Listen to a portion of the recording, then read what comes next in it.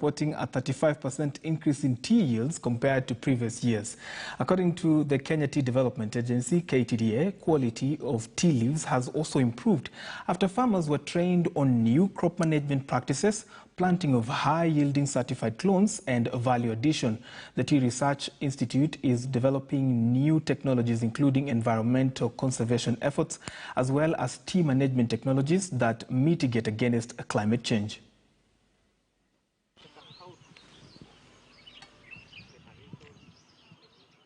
Kericho tea plantations are some of the most breathtaking sceneries in the country.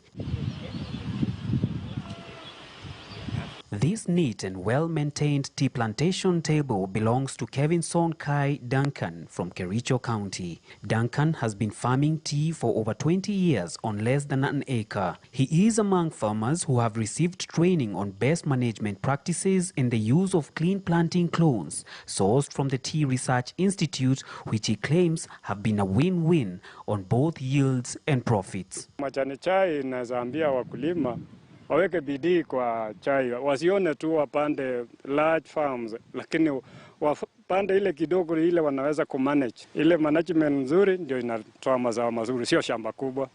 Hata hapa niko na kitu kama 0.9, lakini tunaongea na wale watu wako na eka 4 na kwenda mbele. Sababu last year nilifunga, hata ingawa hatukuwa na mbolea, nilifunga na kile ya maana. 7,190 is an average of 1.98 per bush. Najua kuna kitu. Sitalala njaa. We did some monitoring to see what was the impact, and we realized that in terms of production, the increase was around 36%.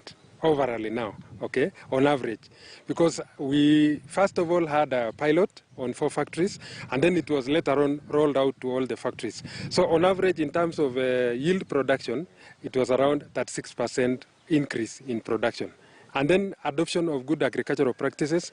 These are the practices that have been shared with us through the Tea Research Foundation, and they are given to the teams. So once we use this vehicle of farmer field schools, it has actually been very, very useful. This technology of farmer field schools has enabled our farmers to have an edge in the market. When the planter performs pruning, the tea plants receive a fresh lease of life. It facilitates the removal of diseased or damaged, unproductive, unwanted or dead tissues from the plant body.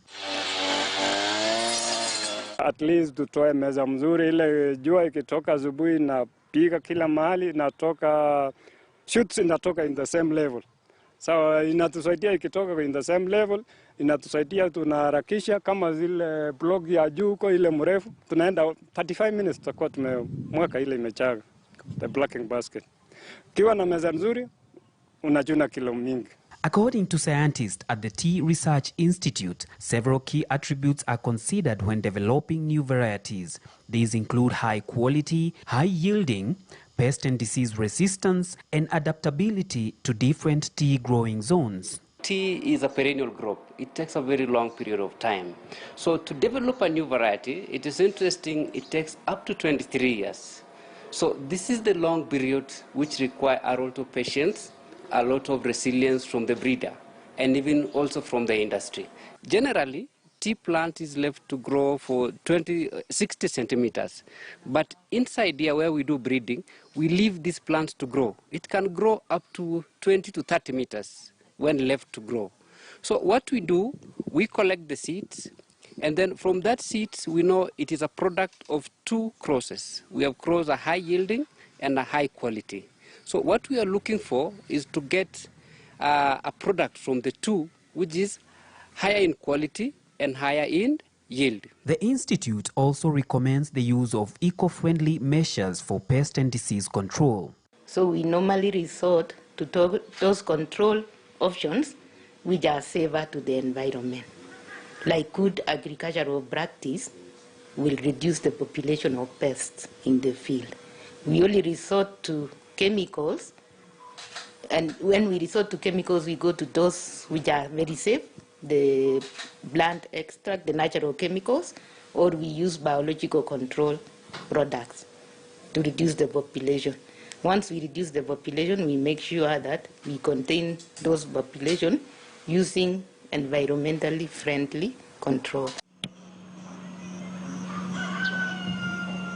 At the Tumoy Cottage Tea Factory that produces premium orthodox teas, black, green, white and purple teas, they know all too well the importance of high-quality leaf required to process tea leaves to cater for a specialty export market.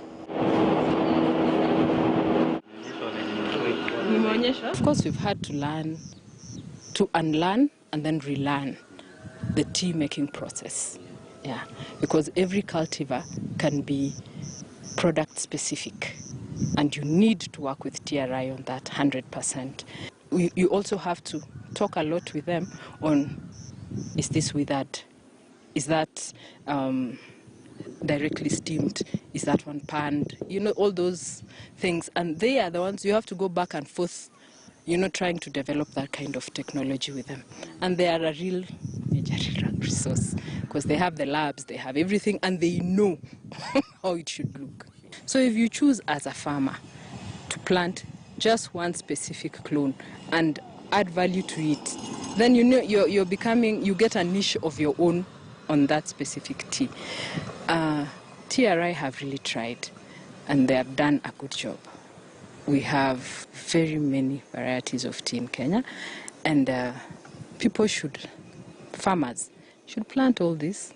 We are involved in developing technologies actually for processing teas. Black City, which is our #1 leading tea product in Kenya. We also are getting into orthodox tea processing, so we're also developing technologies of orthodox teas. And then right now the current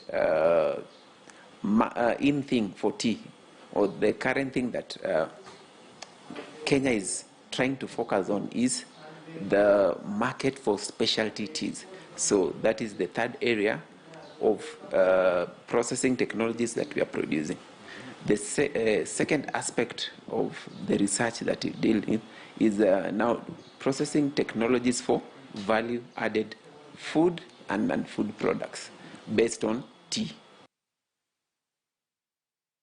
Tea, the most widely consumed drink in the world next to water, isn't just considered as a beverage, but it is a gift of nature to mankind to start a refreshing day. But what are its health benefits? Whether they are taking black tea, whether they are taking green tea, whether they are taking any specialty teas, which include white tea, which includes oolong teas.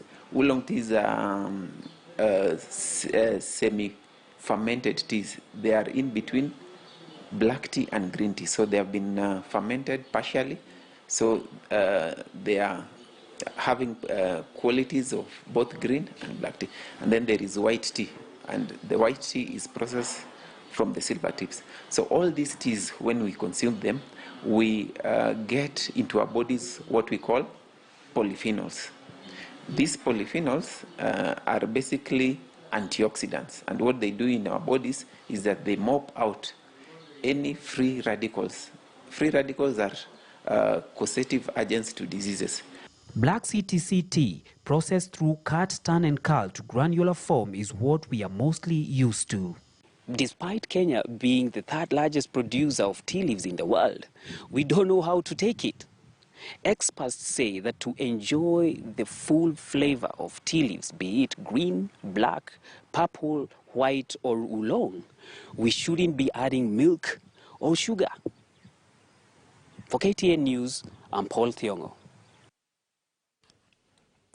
Thank you, Paul Thiongo, for revealing to me that I've been taking my tea the wrong way. So the COVID